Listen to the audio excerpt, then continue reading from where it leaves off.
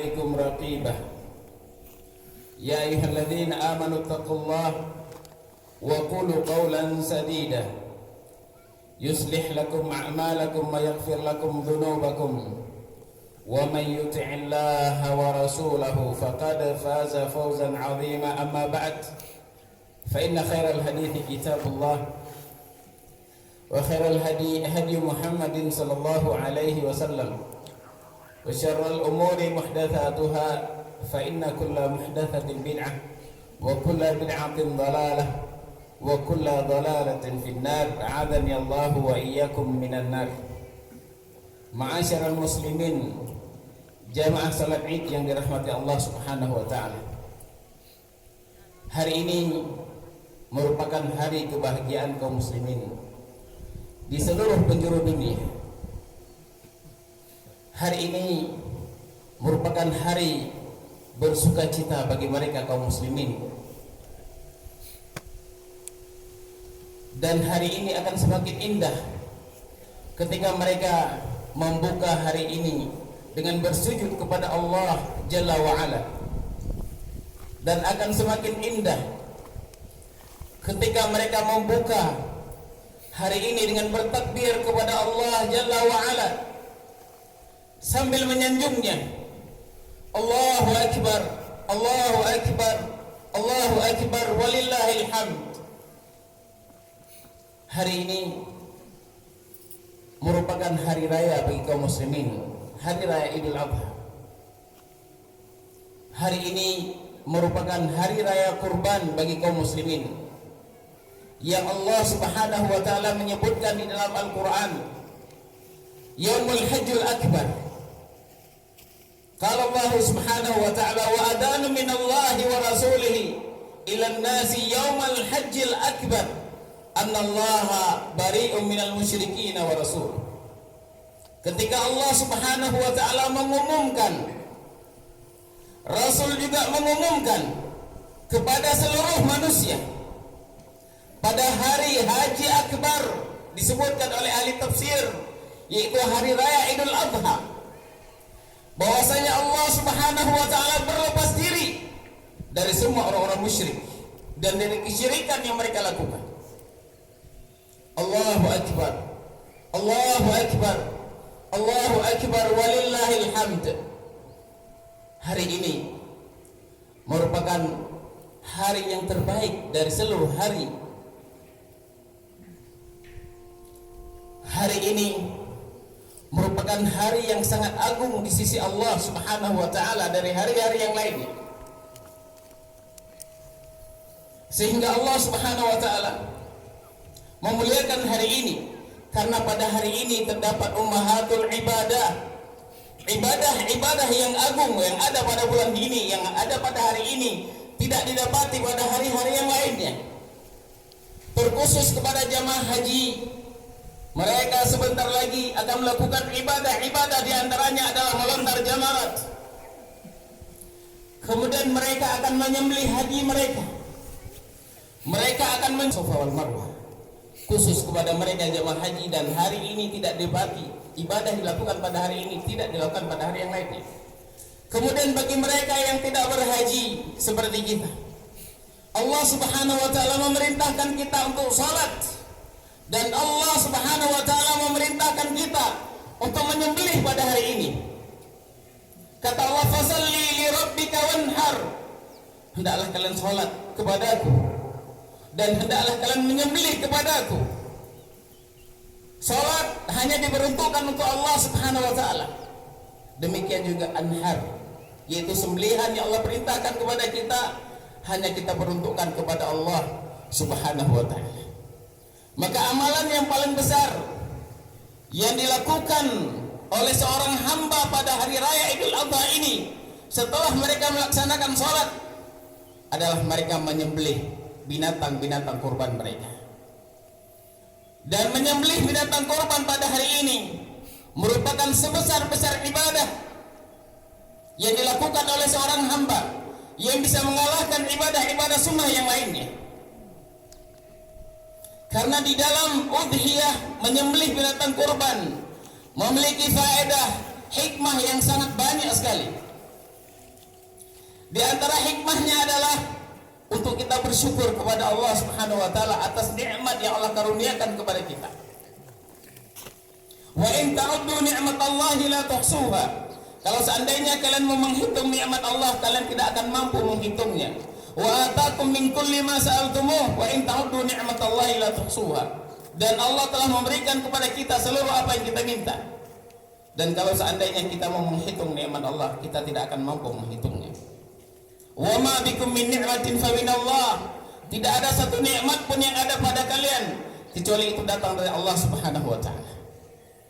Wa likulli ummatin ja'alna mansakan liyadhkuru ismallah ala ma razaqahum min bahimatil an'am, ala ma razaqahum min bahimatil an'am.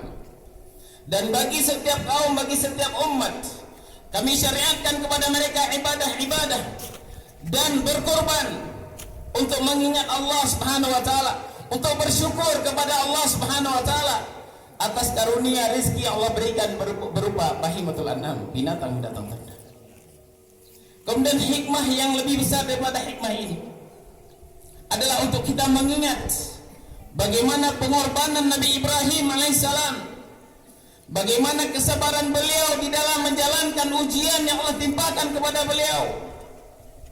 Bagaimana kesabaran beliau, bagaimana kecintaan beliau kepada Allah Subhanahu wa taala bisa mengalahkan semua kecintaan yang lainnya. Yang Allah abadikan bagaimana pengorbanan Nabi Ibrahim di dalam Al-Qur'an. Yang sebelumnya Allah sebutkan wa idibtala Ibrahim rabbuhu bikalimatin fatammahun.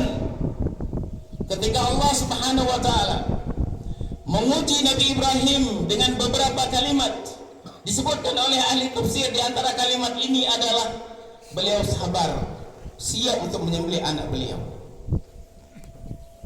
Allah sebutkan bagaimana kisah Ibrahim ketika Allah perintahkan beliau untuk menyembelih anak beliau. Nabi Ibrahim alaihissalam, beliau tegak di dalam mendakwahkan tauhid, mengajak manusia untuk beribadah kepada Allah saja, mengajak manusia untuk meninggalkan semua sesembahan selain Allah Subhanahu wa taala. Kemudian beliau dimusuhi oleh umat beliau, dimusuhi oleh kaum beliau, bahkan orang tua beliau memusuhi beliau atas dakwah yang beliau seru tersebut untuk menyelamatkan manusia dari adab Allah Subhanahu wa taala. Kemudian sebagai bentuk hujah beliau menghancurkan berhala-berhala untuk berhadu hujah, argumentasi di hadapan mereka bahwasanya berhala yang mereka sembah tidak bisa memberikan manfaat sedikit pun kepada mereka. Bahkan untuk menolong diri mereka tidak mampu. Sebagai bentuk Nabi Ibrahim ingin berhujjah di hadapan mereka bahwasanya apa yang mereka ibadahi itu adalah ibadah yang tidak bisa mendatangkan manfaat, yang mereka ibadahi tidak bisa memberikan mudarat sedikit pun kepada mereka. Kemudian mereka, orang-orang musyrik kaum Nabi Ibrahim alaihissalam, mengumpulkan kayu bakar, kemudian beliau ingin dibakar oleh kaumnya. Kemudian dilemparkanlah beliau di dalam lautan api yang sangat luas. Namun Allah Subhanahu wa taala tidak meridainya.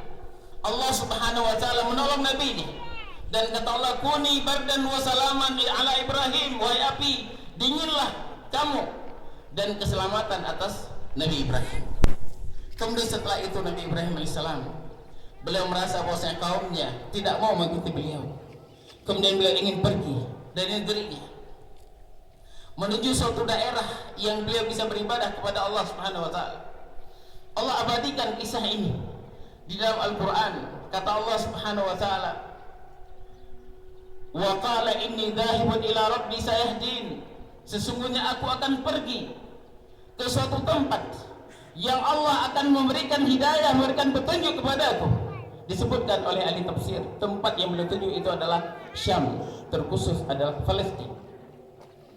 Ketika beliau sudah sampai ke tanah muqaddasah, tanah suci di Palestina, kemudian beliau berdoa kepada Allah Subhanahu wa taala, Rabbi habli minas solihin, ya Allah karuniakanlah kepadaku anak yang soleh. Umur beliau sudah 80 tahun ya mas kalian. Beliau sangat butuh kepada orang yang bisa menemani beliau di dalam berdakwah. Kemudian Allah katakan fabasyarnahu bi ghulamin halim. Kemudian kami berikan kabar gembira kepada Ibrahim dengan kelahiran seorang anak yang saleh, yang taat kepada Allah Subhanahu wa taala, yang mentaati kedua orang tuanya, yaitu Ismail. Allah anugerahkan Ismail, dan ini adalah pendapat yang sahih, yang benar dari firman Allah tersebut. Karena sebagian orang dari kalangan Yahudi, mereka mengatakan Ishak yang lahir pada saat itu. Tidak, Ishak itu lahir belakangan, sekitar 16 tahun perbedaan antara Ishak dengan Nabi Ismail. Kemudian setelah anak itu lahir dan menjelang dewasa, menjelang umur beliau 20 tahun, kemudian apa yang Allah perintahkan? Lihat ujian yang Allah berikan kepada Nabi Ibrahim. Allah sebutkan dalam Al-Quran lanjutan ayatnya, falamma balagha ma'ahu sa'ih qala ya bunayya inni ara fil manam anni adbahak fanzur madza tara. Ketika Nabi Ismail sudah berumur meranjak dewasa, menjelang 20 tahun, beliau sudah dewasa, sudah sangat mampu untuk membantu orang ayahanda beliau Nabi Ibrahim. Kemudian Allah wahyukan di dalam mimpi Nabi Ibrahim berupa kalimat. Allah wahyukan kepada Nabi Ibrahim bahwasanya beliau diperintahkan untuk menyembelih anak beliau. Inni ara fil manam anni adbahuk fanzur madza tara. Wahai anakku, sesungguhnya aku bermimpi di malam hari, aku menyembelihmu. Sekarang apa pendapatmu wahai anakku? Beliau ibaratkan dengan ara, aku melihat. Masih terus terngiang-ngiang, padahal beliau sudah melihat. Seharusnya dengan ra'ai itu, namun dengan ara, maknanya adalah beliau terus terngiang-ngiang apa yang beliau lihat tadi malam. Bahwasanya Allah merintahkan untuk menyembelih anaknya, anak yang sangat beliau cintai, anak yang sangat taat kepada Allah Subhanahu wa taala, yang beliau sudah menunggu hampir 100 tahun, baru Allah berikan karuniakan anak kepada beliau. Kemudian apa jawaban anak yang saleh atas perintah Allah tersebut? Qala ya abati fa'al ma tu'mar satajiduni insyaallah minas sabirin. Wahai ayahandaku, lakukanlah apa yang Allah perintahkan kepadamu untuk engkau lakukan. Sesungguhnya engkau akan mendapatiku insyaallah termasuk orang-orang yang sabar. Beliau mengucapkan dengan insyaallah. Beliau tidak mengatakan, tidak menyerahkan bahwasanya aku benar-benar akan sabar, tapi beliau serahkan kepada Allah Subhanahu wa taala. Anak saleh biasakan mereka dengan ucapan subhanallah, insyaallah, masyaallah. Biasakan kepada anak-anak kita seperti ini. Serahkan segala sesuatu kepada Allah. Insyaallah wahai anakku, insyaallah wahai kekasihku, dan sebagainya, ucapan-ucapan yang kita arahkan kepada Allah, sehingga ketika terjadi sesuatu dia akan kembalikan segala sesuatu kepada Allah Subhanahu wa taala. Kemudian Allah sebutkan ketika beliau berdua telah berserah diri kepada Allah Subhanahu wa taala. Falamma aslama wa tallahu lil jabin. Ketika keduanya telah berserah diri kepada Allah Subhanahu wa taala, siap untuk melaksanakan apa yang diperintahkan oleh Allah Subhanahu wa taala. Kemudian beliau membalikkan, menelungkupkan anak beliau kepala ke bawah agar supaya beliau tidak melihat langsung mata anak beliau ketika disembelih. Beliau telungkupkan ke bawah. Kemudian ketika pedang sudah siap untuk menyembelih anaknya, kemudian Allah seru, wa nadahu an ya Ibrahim. Kemudian kami seru, wahai Ibrahim, qad saddaqta ar-ru'ya inna kadzalika najzil muhsinin. Wahai Ibrahim, sungguh engkau telah membenarkan mimpimu, wahyu yang aku wahyukan kepadamu. Wahyu dalam Allah menurunkan wahyu kepada nabi-nabinya, kepada rasulnya, itu ada beberapa tahapan. Yang pertama dengan Allah berbicara langsung dengan nabi-nabinya, dengan rasulnya sebagai wahyu. Kemudian terkadang melalui malaikat Jibril, dan terkadang seperti gemuruh suara lonceng, dan terkadang dengan cara mimpi. Dan mimpi termasuk cara yang paling rendah di dalam Allah menurunkan wahyu. Namun demikian Nabi Ibrahim tidak mengatakan, ya Allah, tidak adakah perintah lain selain menyembelih anakku? Sudah 100 tahun aku menunggu kelahirannya. Aku ingin dia membantuku dalam berdakwah di jalanmu, ya Allah. Tidaklah ada pilihan lain selain menyembelih anakku.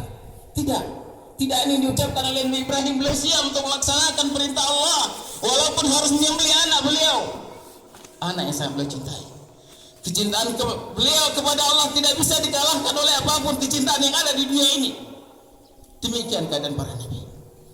Kemudian Allah seru Nabi Ibrahim alaihissalam, sungguh engkau telah membenarkan mimpimu, dan kami akan berikan balasan yang baik kepada orang-orang yang berbuat baik.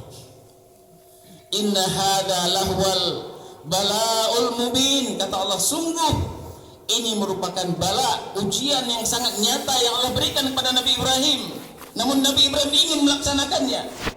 Wa fadainahu bidzibhin azim. Kemudian kami gantilah bagi Nabi Ibrahim, untuk beliau menyembelih anaknya digantikan dengan seekor kambing, seekor domba yang besar. Disebutkan oleh tafsir dari surga. Allah gantikan kambing untuk sembelih. Nah, pengorbanan Nabi Ibrahim inilah, sehingga dengan pengorbanan beliau Allah Subhanahu wa taala mensyariatkan kepada kita untuk menyembelih setiap tahun sekali. Satu sembelihan, bisa onta, bisa sapi, dan bisa kambing, atau sepertujuh onta, sepertujuh sapi. Allah syariatkan untuk supaya kita punya pengorbanan, untuk kita mengingat bagaimana pengorbanan Nabi Ibrahim. Allah minta kepadanya anak. Allah tidak minta dari kita seorang anak untuk kita sembelih. Allah ingin dari kita menyembelih, untuk kita ingat kepada Nabi Ibrahim, pengorbanan beliau. Di dalam pengorbanan beliau faedah yang sangat banyak sekali. Kita dianjurkan kepada Allah Subhanahu wa taala untuk kita senantiasa berdoa, Rabbi habli minas salihin, ya Allah berilah kepadaku anak yang saleh. Ketika Allah anugerahkan anak yang saleh, ini merupakan anugerah yang paling besar, yang paling utama yang Allah anugerahkan kepada seorang hamba. Ketika Allah berikan dia anak yang saleh, akan membahagiakan dia di dunia dan di akhirat kelak. Kemudian bagaimana kesabaran Nabi Ibrahim alaihissalam, bagaimana kekokohan beliau di dalam melaksanakan perintah Allah Subhanahu wa taala. Maka karena sebab itu Allah Subhanahu wa taala memerintahkan kita, menganjurkan kita untuk menyembelih setiap tahun. Dan sembelih yang kita sembelihkan ini akan sampai kepada Allah Subhanahu wa taala. Bulu-bulu binatang yang kita sembelih akan mempersaksikan di hadapan Allah Subhanahu wa taala. Sebagaimana disebutkan dalam hadis yang sahih yang dikeluarkan oleh Imam Tirmidzi dan selainnya dari Aisyah radhiyallahu taala anha. Qala Rasulullah sallallahu alaihi wa ala alihi wasallam, "Ma amila ibnu Adam yawman nahr amalan ahabbu ila Allah min ihraqatil dam. Fa innahu ya'ti yawmal qiyamah biquruniha wa adlafiha wa syururiha. Fa inna dam la yaqa 'ala Allah qabla yaqa 'ala al-ard." Kata Nabi SAW, tidak ada satu amalan yang besar yang dilakukan oleh seorang hamba pada hari Id melebihi daripada berkurban di jalan Allah Subhanahu wa taala, menyembelih kurban di jalan Allah Subhanahu wa taala. Sesungguhnya kurban yang kita sembelih ini, kita akan datang pada hari kiamat dengan membawa bulu-bulunya dan akan mempersaksikan di hadapan Allah Subhanahu wa taala.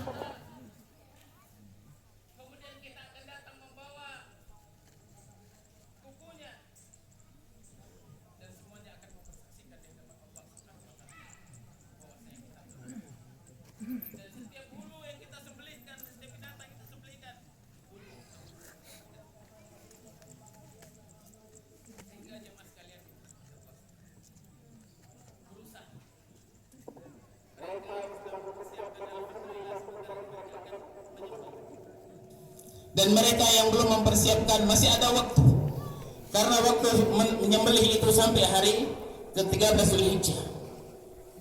Para ulama menyebutkan bahkan boleh berhutang untuk kita menyembelih, karena setahun sekali pahalanya sangat besar sekali. Berhutang yang dengannya semoga Allah Subhanahu wa taala memudahkan untuk kita melunasi hutang tersebut. Jemaah sekalian yang dirahmati Allah Subhanahu wa taala, mari sebentar lagi, sesaat lagi kita akan menyembelih hewan-hewan kurban kita. Dan semoga Allah Subhanahu wa taala menjadikan ini sebagai wasilah untuk kita bisa masuk dalam surganya Allah Subhanahu wa taala dan bisa terbebas dari azab api neraka. Dan berbahagialah pada hari ini, masukkan kebahagiaan kepada saudara-saudara kita, kepada orang tua kita, kepada anak-anak kita. Berilah mereka hadiah-hadiah, semoga mereka berbahagia dengan hadiah tersebut dan mereka mengetahui bahwasanya hari ini adalah hari kebahagiaan, bahwasanya hari ini adalah hari raya bagi kaum muslimin. Aqulu qouli hadza wa astaghfirullah li wa lakum wa li sa'iril muslimin fastaghfiruh innahu huwal ghafurur rahim. Allahumma ighfir lil muslimina wal muslimat wal mu'minina wal mu'minat al ahya minhum wal amwat. Allahumma la tad'anna dhanban illa ghafartah wa la hamman illa farajtah wa la daynan illa qadaitah Rabbana atina fid dunya hasanah wa fil akhirati hasanah wa qina adzabannar. Wa akhiru da'wana anil hamdulillahi rabbil alamin. Wassalamu alaikum warahmatullahi wabarakatuh.